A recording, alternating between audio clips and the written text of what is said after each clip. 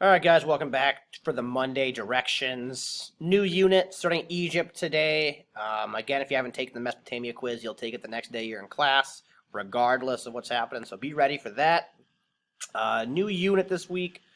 I'm excited about it. Uh, the first and foremost thing that I want to cover is the attendance policy that's being changed in our classroom. The way that we're going to keep track of attendance now is that you are going to comment on the directions video. Just say you're here. I'm here. Okay, so every day there's a directions video, as you guys know.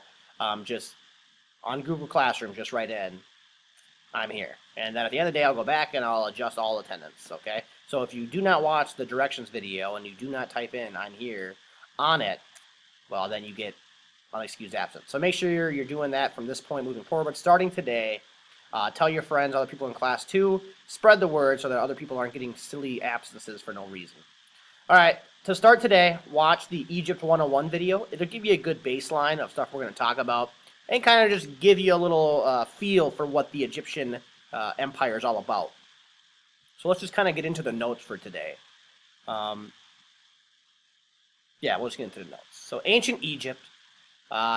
For us, we got some learning targets here that we'll cover throughout the entirety of this PowerPoint presentation. It's not all today. It's just by the end of the unit, we'll have taken care of A, B, C, and D. You guys can just read through the targets moving forward here. What you can kind of expect.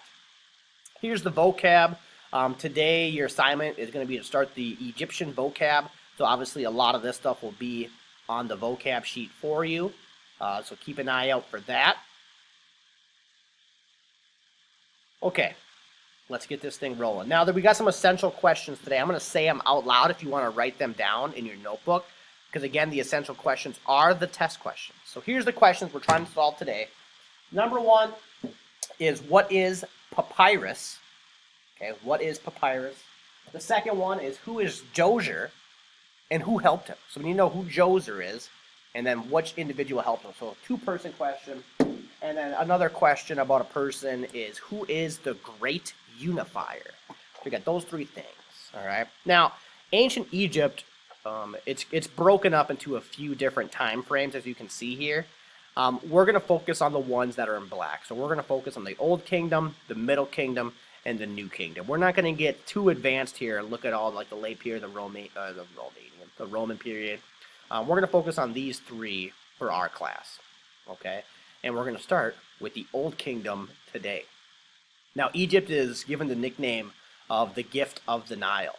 As you can see here, okay, the Nile River, you can tell where it is because that's the only place where vegetation and food is really able to be harnessed because, again, Egypt, a lot of desert. Spoiler alert for anyone who doesn't know that. But you can see with the Nile River, it gives basically the people the gift of life, especially here in the Nile Basin where it starts to kind of spiderweb out. We get all kinds of different places to stay. So the gift of the Nile River, very similar to the Mesopotamian culture we looked at where it was the Tigris and the Euphrates. For Egypt, it's just one river, and it's the Nile. All right, the Nile, the fertile Nile Valley, which allows people to grow crops, which again, food production, food surplus goes up, population follows. Okay, and once we have a bunch of people, then we can get a bunch of warriors and we can go take over other places. So kind of a domino effect or connecting the dots. Now, with the Tigris and the Euphrates River in Mesopotamia, they flooded uncontrollably and it was random. So people really didn't know what was going on. It was tough to kind of harness and control the rivers. Where the Nile has annual flooding, so people can plan for it. You can kind of work your way around it and kind of plan your year around the floods, plan your farming around it to make sure you can get the most out of it. Basically, so you can get the most food out of it. And you got to make sure you're prepared that the flooding doesn't like wipe out your town or your farm or your crops. So the annual flooding of the Nile is a big thing because it leaves behind this thing here called silt. Now with the Tigris and the Euphrates River, we know that it left behind salt, and salt kills crops. Where in the Nile, people in Egypt got a little bit more lucky, where that river leaves behind silt, which makes it even better for farming. It's kind of like natural fertilizer.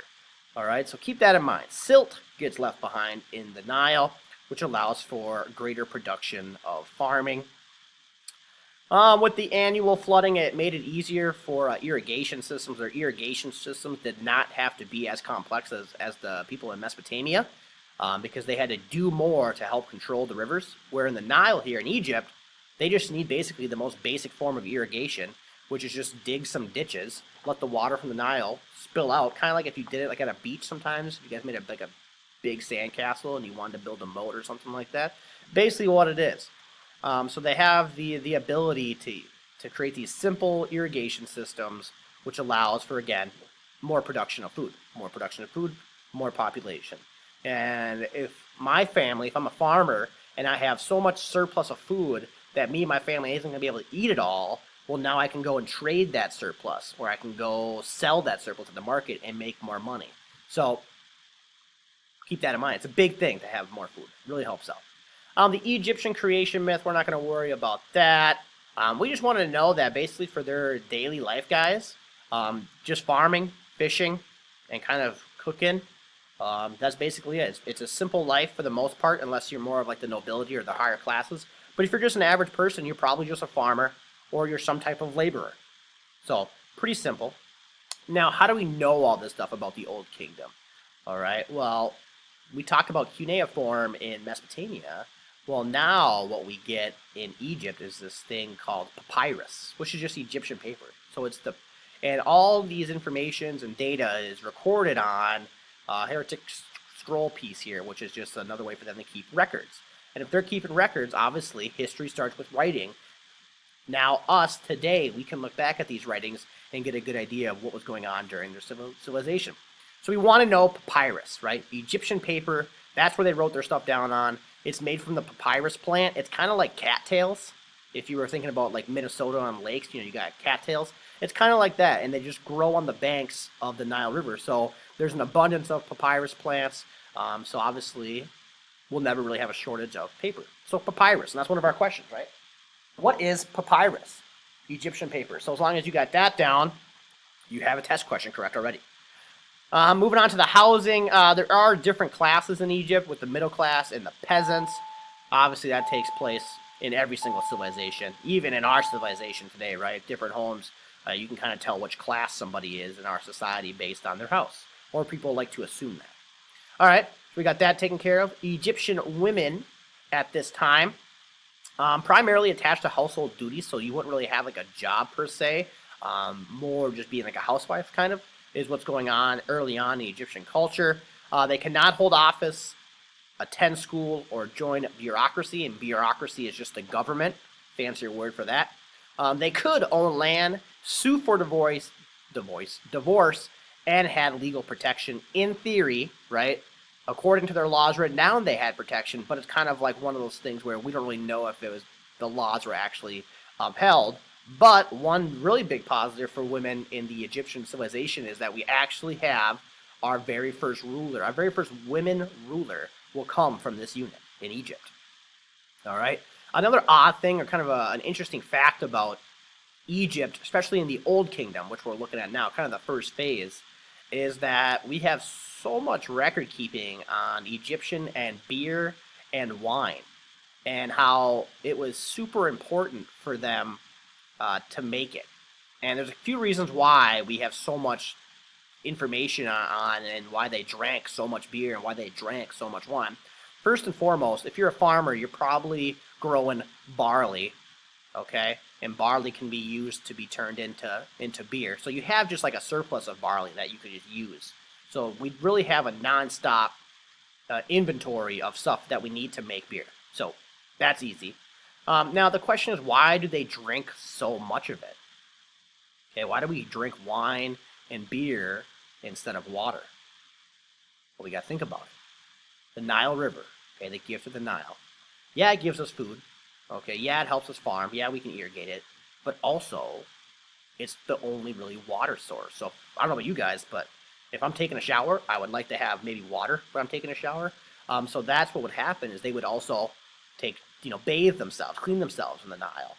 If you had to go to the bathroom, number one or number two, you go to the Nile River. So now that water that the Nile has, yeah, it's good for farming and what, but if you drink it, there's a good chance you may start getting sick.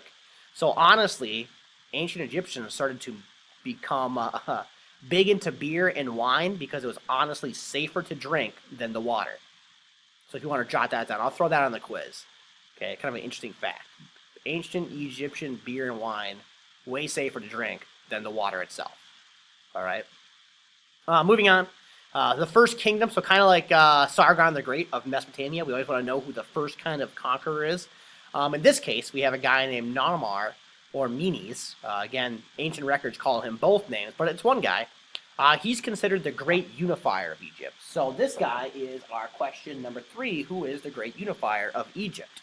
It's Menes or Narmer, and he'll be on the quiz. So he's the very first kind of king. We'll call him like maybe not the. We'll say like the first pharaoh. Okay, because ancient Egypt before the Old Kingdom, in one of the previous time periods, Egypt split into 2 halves, and he's the first one to kind of establish and unite the crowns, as I say. So the bowling pin looking thing is kind of the crown of the north, and the orange thing would be like the crown of the south. And so he kind of unifies the crowns, and he kind of creates his own symbol with both of them. Establishes the capital at Memphis. He also established the divine position of pharaoh. Now, so the pharaohs in ancient Egypt culture, they're not just people. They're not like our president. We know he's like a president. But if you have a divine position, that means it's like your God-given right to be pharaoh. So you're not a man. You're somewhere in between man and God. You're like in the middle.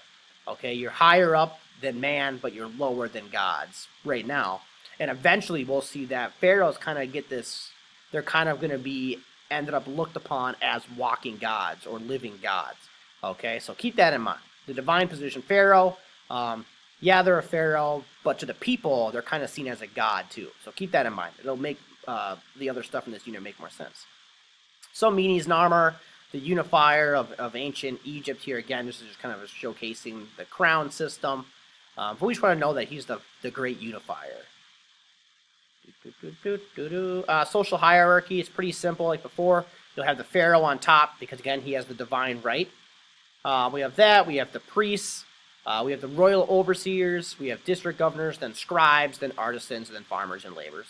And again, religion plays a huge part in Egyptian culture, so that would make sense that the top 2 tiers are kind of more religious figures. The rule of the pharaohs. Claim to be living gods living on earth in human form. Owner and absolute rulers of the land. Divine kingship. They have the God-given right to rule you, and you also think, as a common person, that they have the God-given right to rule you, so you kind of follow blindly. The deceased pharaohs took royal servants with them to the grave. That's kind of an interesting piece. We'll talk about that later with the Book of the Dead. But when the pharaohs died and you went to the afterlife, they thought that the afterlife you would need everything that you have in normal life. So when you were buried, you would have all your stuff buried with you, including, you're going to need servants in the afterlife. So if your pharaoh died and you were the servant, they would just kill you and throw you in his tomb with him so that you could serve him in the afterlife. So that's kind of interesting.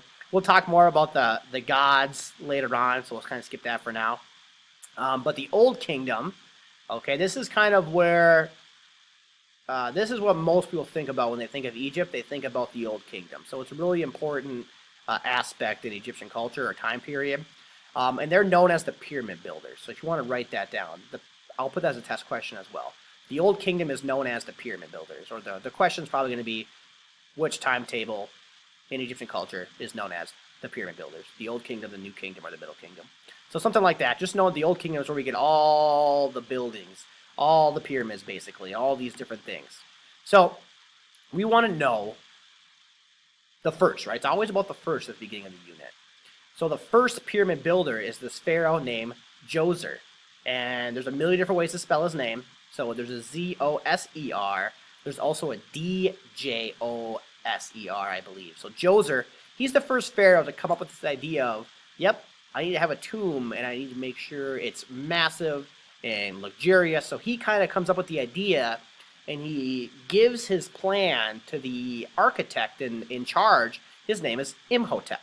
And Imhotep is famous because he's the first pyramid builder. So Djoser and Imhotep are synonymous in ancient history when it comes to pyramids because they both kind of split credit. Djoser's the pharaoh who's the first one to commission the building, and Imhotep is the architect who's going to actually build it. Now, Imhotep is a super smart guy. Okay, he's a great